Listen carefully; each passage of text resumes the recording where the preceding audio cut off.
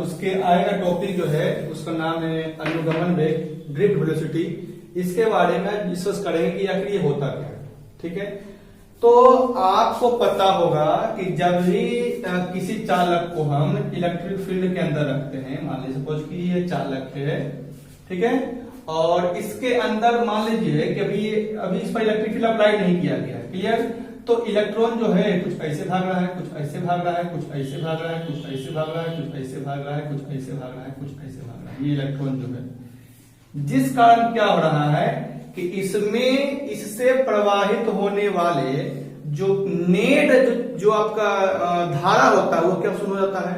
Simple है, जैसे जब किसी रोड को छूते हैं तो उन पर करंट लगता नहीं लगता, क्यों नहीं लगता है?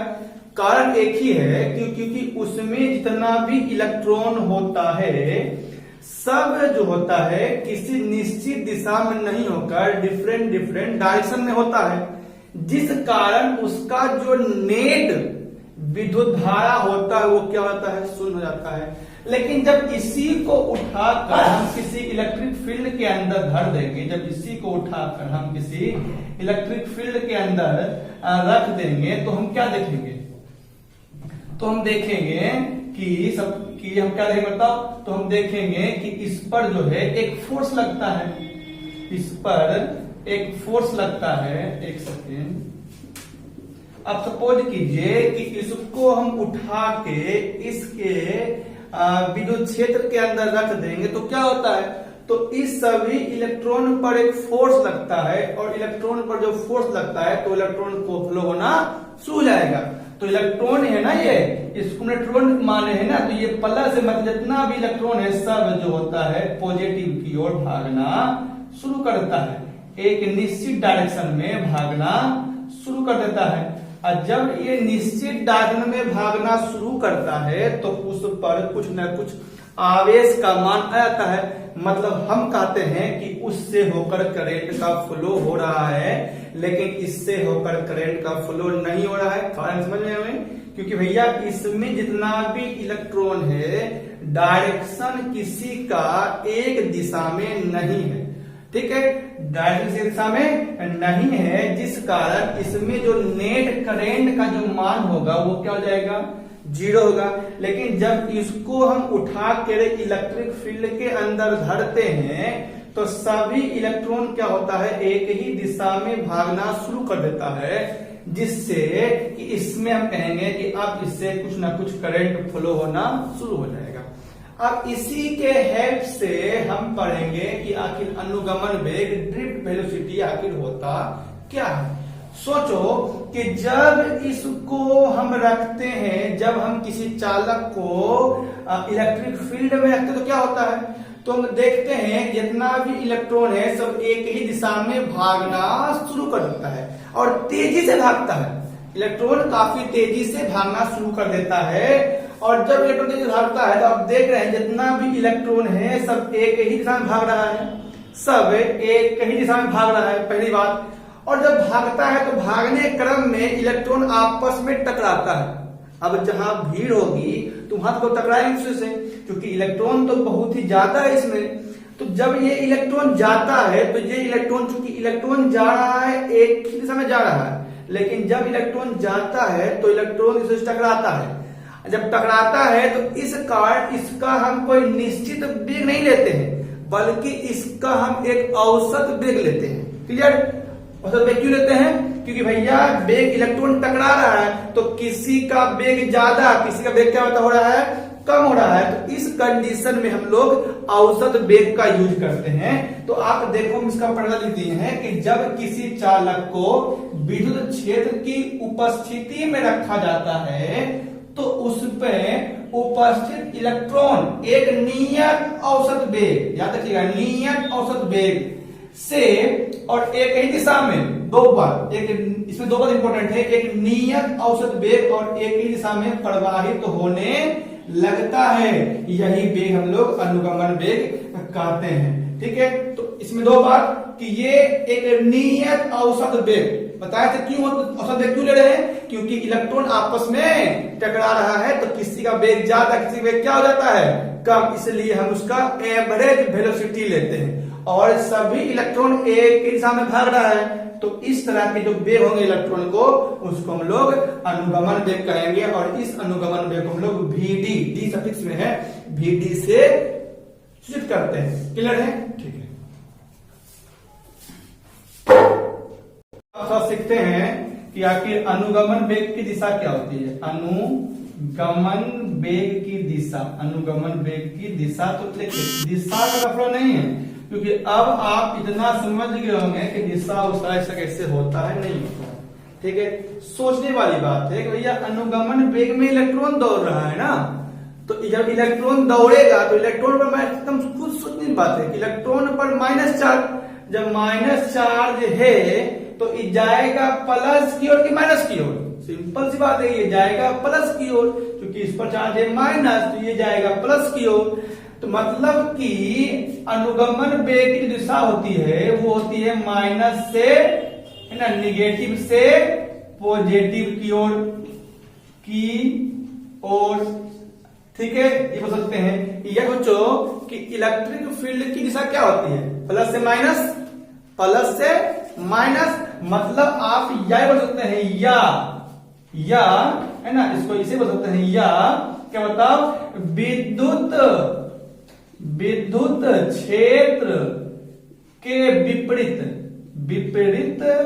दिशा में, विद्युत क्षेत्र के विपरीत दिशा में, ये भी बोल सकते हो। तो ध्यान दीजिएगा, इसका आपको ऑब्जेक्टिव के फॉर्म में आपसे क्वेश्चन पूछ सकता है, और कुछ भी नहीं है, सोचने की बात है।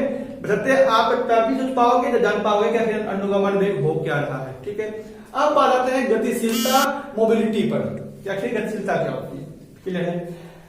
अब सोचो कि इलेक्ट्रॉन जा रहा है, मतलब ये इसका अनुगमन वेग है।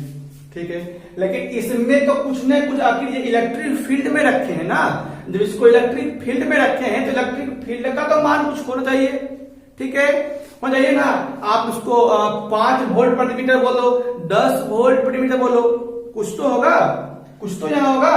तो बोल रहा है कि नहीं, कुछ से मतलब नहीं हमको, एकांक विद्युत क्षेत्र में, याद रखिएगा, एकांक विद्युत क्षेत्र में जितना इसका अनुगमन वेग होगा उसी अनुगमन वेग को हम लोग मोबिलिटी कहते हैं, गतिशीलता कहते हैं। सपोज कि यदि 10 पर है, यदि 10 वोल्ट प्रति मीटर है, 10 वोल्ट प्रति मीटर में यदि इसका जो वेग है वो 50 मीटर पर सेकेंड है, सपोज कीजिए इतना है, तो क्या इसको हम गतिशीलता कहेंगे? नहीं कहेंगे। क्यों नहीं कहेंगे? क्योंकि ये 10 पर है, हमको निकालना है 1 पर, चूंकि 10 पर इतना, इसलिए 1 पर कितना, 10/10 कितना, 5। तो 5 जो आएगा वही मेरा क्या होगा, गतिशीलता होगी। मतलब 50 ऊपर 50 क्या है आपका इलेक्ट्रिक फील्ड, सॉरी 50 क्या बता आपका है, 50 आपका हाँ 50 आपका अनुगमन वेग है ना, और 10 क्या है आपका, 10 आपका इलेक्ट्रिक फील्ड है। तो अब देखिए लिखा हुआ है कि एकांक विद्युत क्षेत्र में, एकांक यही बस इंपोर्टेंट पॉइंट है, एकांक विद्युत क्षेत्र में इलेक्ट्रॉन्स के अनुगमन वेग को गतिशीलता कहते हैं। इसे म्यू ई सफिक्स में है, म्यू ई से सूचित किया जाता है, जहां म्यू ई बराबर VD अपॉन ई, ये से हो गया। अब यदि बात करेंगे कि इसका मात्रक क्या होगा, इसका मात्रक क्या होगा, तो आप लोग खुद से निकाल सकते हैं कि VD है ना, VD मतलब सिंपल वेग है, तो वेग का मात्रक मीटर प्रति क्या बताओ, सेकेंड, और यह इलेक्ट्रिक फील्ड हो गया, इलेक्ट्रिक फील्ड का मात्रक क्या होता बताओ, वोल्ट प्रति मीटर, तो मीटर पर रहेगा तो हो जाएगा मीटर स्क्वायर प्रति वोल्ट सेकेंड, या फिर कैसे कह सकते हैं मीटर स्क्वायर प्रति वोल्ट प्रति सेकेंड। तो उम्मीद करते हैं कि ये वाला आपको समझ में आ गया, और आप इसका बीमीर निकाल सकते हैं। ये वेग है, वेग का पता है क्या होता है, और ये आपका इलेक्ट्रिक फील्ड हो सकता है। ठीक है, रिलेशन है कि अनुगमन वेग एवं धारा घनत्व में संबंध स्थापित करें, मतलब relation between drift velocity and current density. आपको दोनों में जैसे मतलब ये आपका हो गया VD और ये आपका हो गया जे। तो आपको VD और जे में रिलेशन निकालना जो कि इंपॉर्टेंट है, ये आपको 2 मार्क्स में एग्जाम में पूछ सकता है। तो प्लीज आप केयरफुली इसको ध्यान दें, ठीक है। आपको पता है कि यदि आपको पता है कि अभी जब बताए थे कि VD मतलब अनुगमन वेग और विद्युत क्षेत्र दोनों की दिशा बिल्कुल अपोजिट। सेंस क्यों क्या है, सेंस यही है कि इलेक्ट्रिक फील्ड जाता है पॉजिटिव से निगेटिव और ये जा रहा है निगेटिव से पॉजिटिव। चलिए तो हमको ये प्रूव करना है, तो हमें क्या रिलेशन है।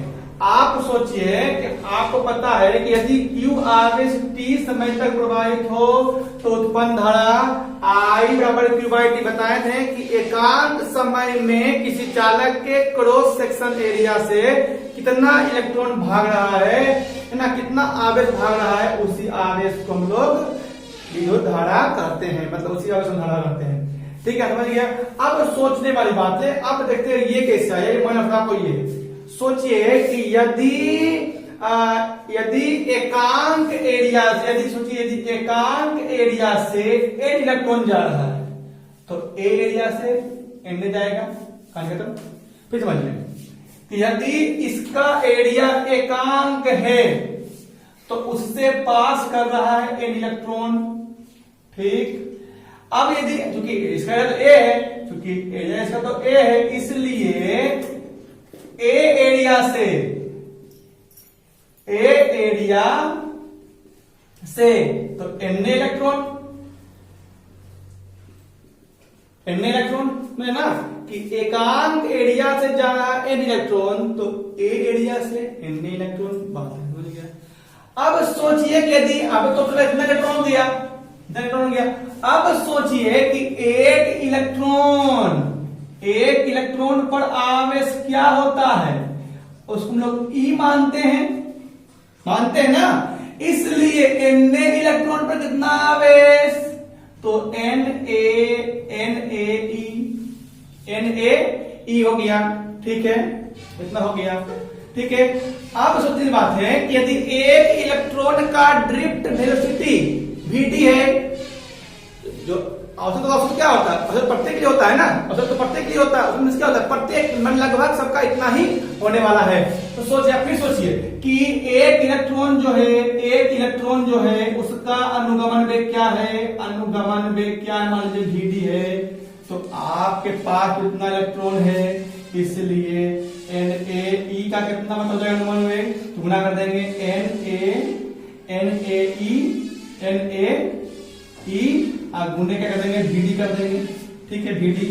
अब ये जितना जा रहा है वो जा रहा है 1 सेकेंड में, तो T सेकेंड में कितना गुना कर देंगे, है ना, N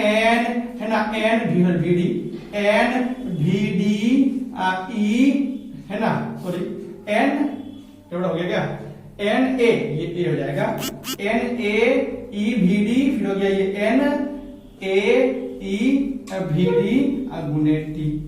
एक बार फिर बन जाएगा, कैसे क्यों लाइए दोबारा फिर बनिए कि चूंकि एकांक एरिया से n इलेक्ट्रॉन जा रहा है, इसलिए A एरिया से n इलेक्ट्रॉन जाएगा, कहानी खत्म। तो इतना इलेक्ट्रॉन हो गया। अब एक इलेक्ट्रॉन पर आवेश E होता है तो n इलेक्ट्रॉन कितना हो जाएगा, NaE हो जाएगा, कहानी खत्म। आप बताए थे कि औसत मतलब होता है प्रत्येक का, तो एक इलेक्ट्रॉन का अनुगमन वेग VD है तो इतना इलेक्ट्रॉन क्या हो जाएगा, NaE VD हो जाएगा, कहानी खत्म। और इतना इलेक्ट्रॉन जा रहा है वो 1 सेकेंड में जा रहा है, तो T सेकेंड में कितना इलेक्ट्रॉन, तो गुने T कर देंगे। तो उम्मीद करते हैं कि यहां तक आप समझ गए होंगे। अब प्रूफ हो गया, यदि उसमें कुल n इलेक्ट्रॉन हो, प्रत्येक इलेक्ट्रॉन का अनुगमन वेग VD हो तथा उसके अनुप्रस्थ काट का क्षेत्रफल A हो, तो कुल आवेश Q इक्वल टू लिख दिए ना, NaVD गुने T गुने E, है ना, NaVD गुने E गुने T, ठीक है। अब बताओ, इसलिए I बराबर क्या है, Q/T, तो जहां Q है वहां ये रख देंगे, बटा T कर देंगे, T क्या हो जाएगा, कट जाएगा, क्या बचेगा, NeAVD। ये बहुत ही इंपॉर्टेंट है, ये भी इंपॉर्टेंट है। और ये क्या संबंध है, तो ये संबंध है विद्युत धारा और अनुगमन वेग के बीच का संबंध है। ये कैसा संबंध है? तो ये संबंध है विद्युत धारा और अनुगमन वेग के बीच का संबंध है, ये वाला। हो गया। अब आपको पता है कि धारा तो क्या होता है, तो प्रति एकांक एरिया में जो धारा भाग रहा है इसके होके, है ना। तो मैं बता दे कल कि जे बराबर क्या होता है I/A। तो जहां I है वहां पर NEAVD लिख देंगे बटा ए लिख देंगे, ए और ए का क्या जाएगा NAVD। तो जे क्या है? जे आपका धारा घनत्व है और VD क्या आपका है? अनुगमन वेग है। मतलब इस प्रकार आपको धारा घनत्व और अनुगमन वेग में संबंध आ गया, साथ ही साथ विद्युत धारा और अनुगमन वेग में भी संबंध आ गया है। ये बहुत ही इंपॉर्टेंट है। इसको ये वाला आप जो एक्टिविटी है इसको आप 2-3 बार करोगे तो आपको फिर पूरा बात क्लियर आराम से हो जाएगा। ठीक है।